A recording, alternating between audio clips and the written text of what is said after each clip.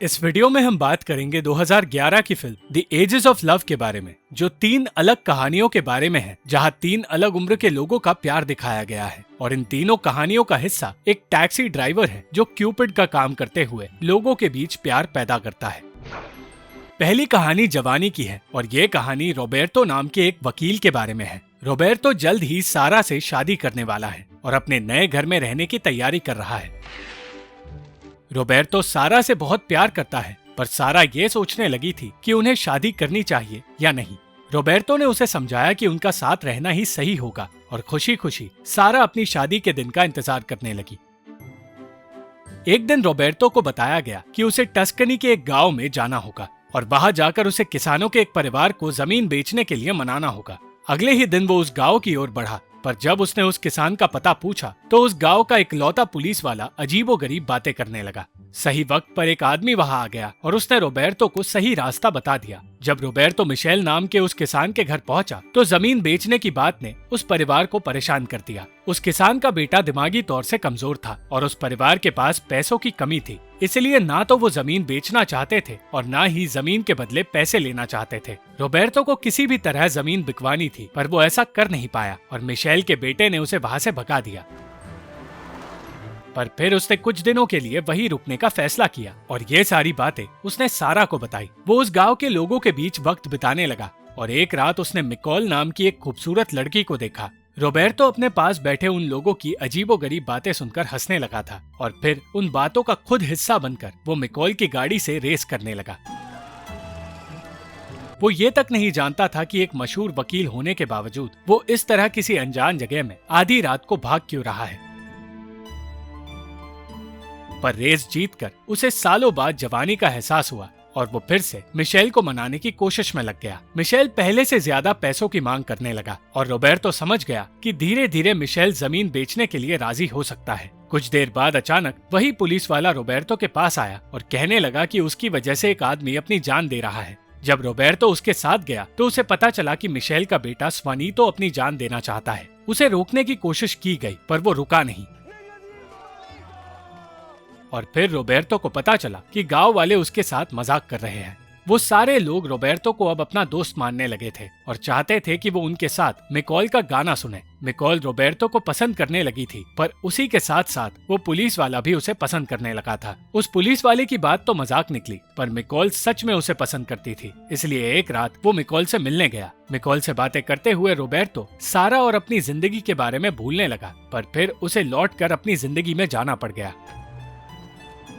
सारा इस बात से खुश नहीं थी कि रोबर्टो उस गांव में कुछ और दिनों के लिए रुकने वाला है। उसे ये भी समझ आ गया था कि रोबर्टो बदलने लगा है, पर वो ये नहीं जानती थी कि ये सब कुछ मिकोल की वजह से हो रहा है। रोबर्टो अब उस गांव का हिस्सा बन गया था और हर रोज मिकोल के साथ वक्त बिता रहा था। इस बीच उसे एहसास हुआ कि मिकोल और वो एक दूसरे से प्यार करने लगे हैं और फिर उन दोनों का अफेयर शुरू हुआ। वो ये सारी बातें सारा से छुपाने की कोशिश करने लगा। सारा उसे बताने लगी कि उसे अकेले रहकर अच्छा तो लग रहा था, पर जैसे ही दिन बढ़ते जा रहे हैं उसे एहसास हो रहा है कि वो रोबर्टो के बिना जी नहीं सकती। रोबर्टो को पछतावा तो होने लगा, पर वो मिकोल से दूर नहीं रह पाया। मिकोल चाहती थी कि रोबर्टो हमेशा के लिए वही रहे और उनका रिश्ता इसी तरह चलता रहे, पर ये रोबर्टो के लिए मुमकिन नहीं था। रोबर्टो उससे इस रिश्ते के बारे में बात करना चाहता था, पर वो कोई बात नहीं कर पाया। और फिर उसे पता चला कि मिकोल असल में शादीशुदा है और वो एक रईस बिजनेसमैन के साथ पैसों के लिए रह रही है। रोबर्टो उससे छुपने की कोशिश करने लगा, पर मिकोल के पति के अलावा उसे अब मिकोल की सास से भी बचने की कोशिश करनी पड़ी और इसी कोशिश में उसने उन्हें बेहोश कर दिया।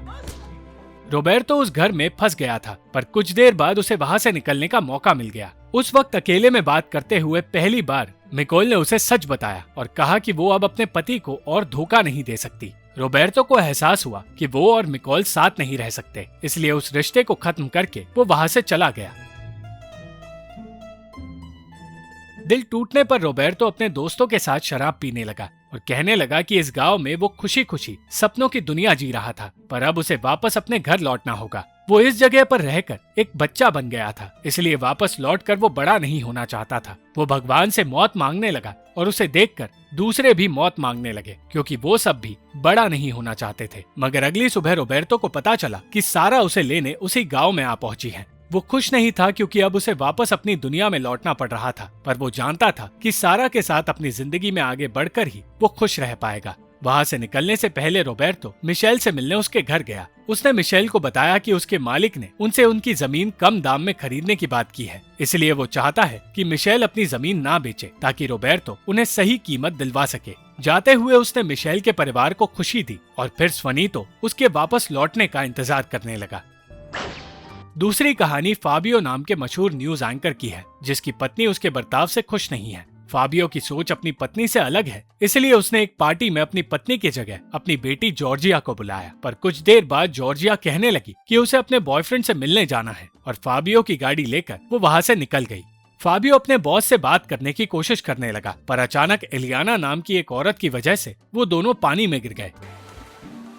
इस हादसे के लिए एलियाना फाबियो से माफी मांगने लगी और बातों बातों में उनकी दोस्ती हो गई। पर उसी रात एलियाना ने इस दोस्ती को आगे बढ़ाने की कोशिश शुरू की। अगले ही दिन उसने फाबियो को मिलने बुलाया और बातों बातों में वो उसे अपनी तरफ अट्रैक्ट करने की कोशिश करने लगी। वो फाबियो को अपने घर में ले गई और बिना किसी हिचकिचाहट उसके करीब आने की कोशिश करने लगी। उसने फाबियो की विग निकाल दी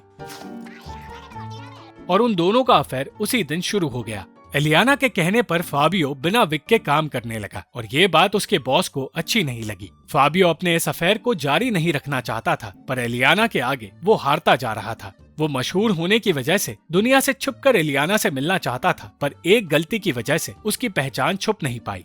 एलियाना की गाड़ी एक पुलिस वाले की गाड़ी से टकरा गई और उन दोनों को पुलिस स्टेशन जाना पड़ गया। उस वक्त एक पुलिस वाले ने फाबियो को बताया कि जो औरत उसके साथ है वो असल में एक स्टॉकर है और एलियाना उसका असली नाम भी नहीं है। उसने फाबियो को उससे दूर रहने की सलाह दी और डर के मारे फाबियो उससे दूर रहने की कोशिश करने लगा, पर यह बात एलियाना सह नहीं पाई।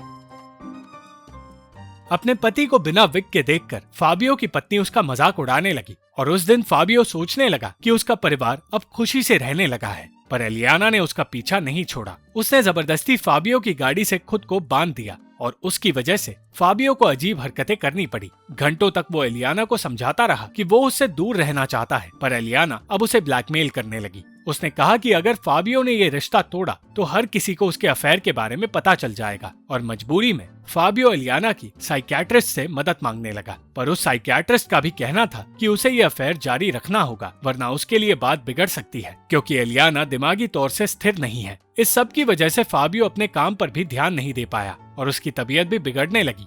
इतना ही नहीं, एक दिन एलियाना उसके घर तक आ पहुंची और कहने लगी कि अगर फाबियो उसे प्रेग्नेंट कर दे तो वो हमेशा के लिए उसे छोड़ देगी। एलियाना का पागलपन बढ़ता जा रहा था और उसके सच को छुपाने के लिए फाबियो ने अपने परिवार से कहा कि उनके घर में चोर घुस आए थे।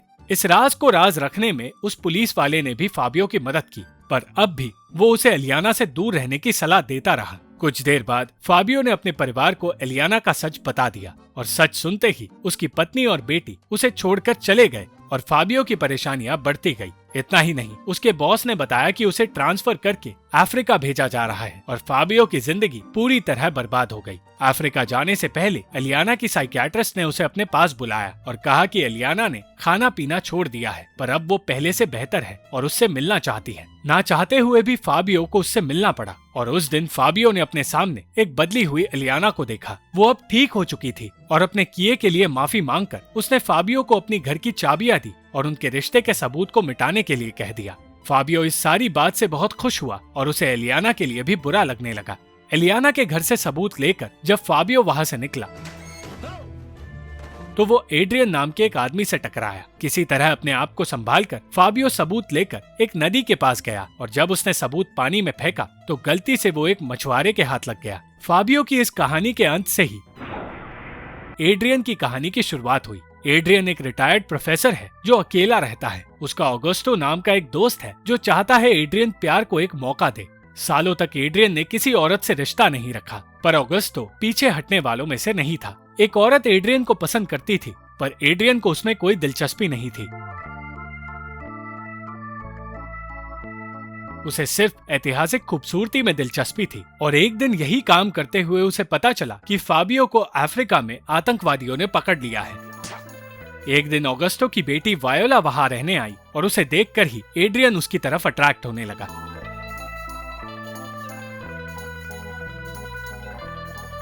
ऑगस्टो ने वायोला को बताया कि सालों से एड्रियन उसका दोस्त है और कुछ सालों पहले उसका हार्ट ट्रांसप्लांट हुआ था, जिसकी वजह से उसकी तबीयत ठीक नहीं रहती। उस रात बाहर वक्त बिताते हुए एड्रियन के सामने वायोला का एक्स बॉयफ्रेंड आया, जो उसके साथ बदतमीजी करने लगा और तब वायोला के लिए एड्रियन लड़ने लगा, पर इस झगड़े में ऑगस्टो को चोट लग गई। एड्रियन की मदद मिलने पर वायोला उसे पसंद करने लगी और उसका शुक्रिया अदा करके वापस अपने पिता के पास चली गई। अगले ही दिन से एड्रियन वायोला को इम्प्रेस करने की कोशिश में लग गया और ऐसे नाटक करने लगा जैसे कि वो फिटनेस पर बहुत ध्यान देता हो। जब वो घर लौट कर आया तो उसने वायोला और ऑगस्टो को बहस करते हुए देखा और वायोला घर छोड़कर चली गई। उसके पास रहने की कोई जगह नहीं थी और वो घंटों तक टैक्सी में ही घूमती रही, पर फिर टैक्सी ड्राइवर ने बिना कोई पैसे लिए उसे घर जाने की सलाह दी। मजबूरी में वायोला एड्रियन के घर चली गई और क्यूपिड जो चाहता था वही होने लगा। वायोला झगड़े का कारण बता नहीं पाई और एड्रियन ने खुशी खुशी उसे रहने के लिए जगह दे दी। अगली सुबह ऑगस्टो एड्रियन के दरवाजे पर आया और वायोला को छुपना पड़ गया।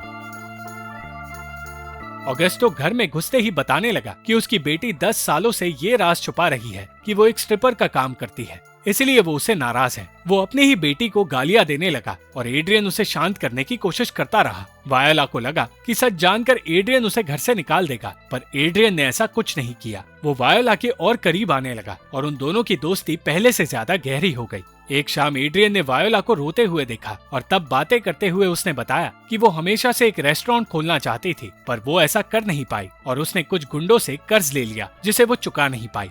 वायोला के राज सुनने के बाद एड्रियन ने भी अपने राज बताए और कहा कि ट्रांसप्लांट के बाद वो डिप्रेशन में आ गया, जिसकी वजह से उसकी शादी टूट गई। कुछ दिन और गुजरे और वो दोनों एक दूसरे के साथ खुशी से रहने लगे। वायोला अब भी अपने पिता से छुप रही थी और फिर एक रात वो एड्रियन को अपने काम के बारे में बताने लगी। ऐसा करते हुए उसने एड्रियन के डर को भी दूर किया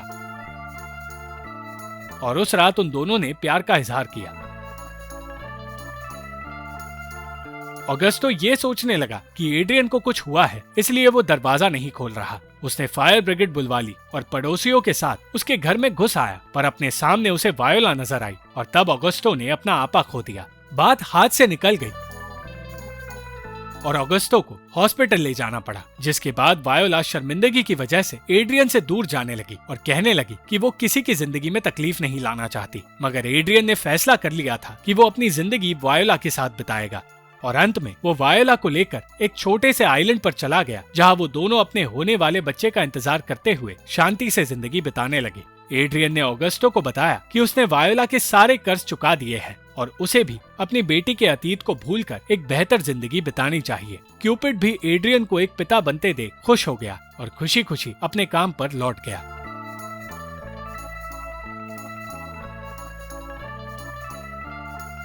thank you for watching this video. अगर आपको ये वीडियो पसंद आई तो इस वीडियो को लाइक, शेयर और इस वीडियो पर कमेंट जरूर करें और इस चैनल को सब्सक्राइब करना मत भूलना।